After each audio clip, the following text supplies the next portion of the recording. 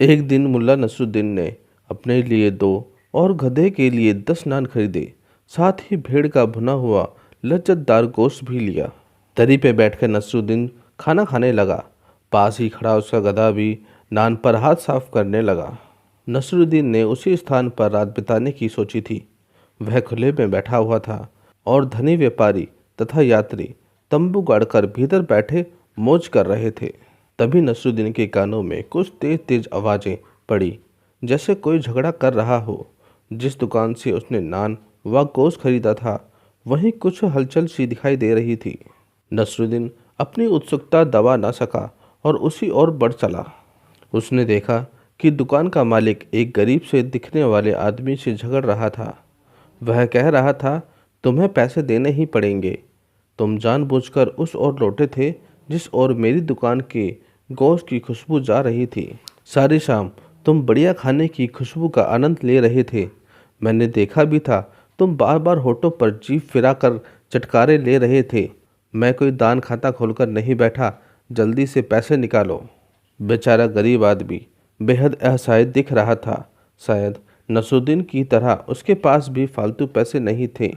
लालची दुकानदार की बातें सुनकर नसरुद्दीन को बहुत गुस्सा आने लगा था।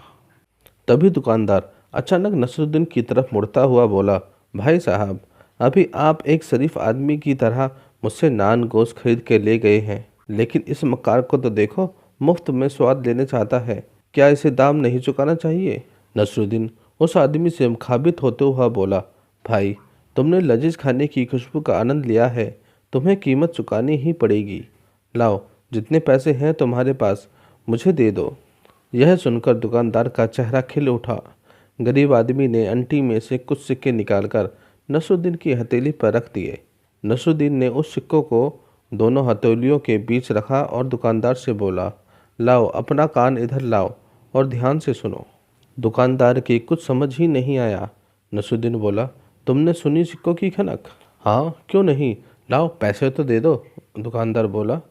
लेकिन नसरुद्दीन ने सिक्के गरीब आदमी को लौटा दिए और दुकानदार से बोला, हिसाब बराबर हो गया है। इसने तुम्हारे खाने की खुशबू ली और तुमने बदले में सिक्के की खनक सुनी। दुकानदार का चेहरा फीका पड़ गया।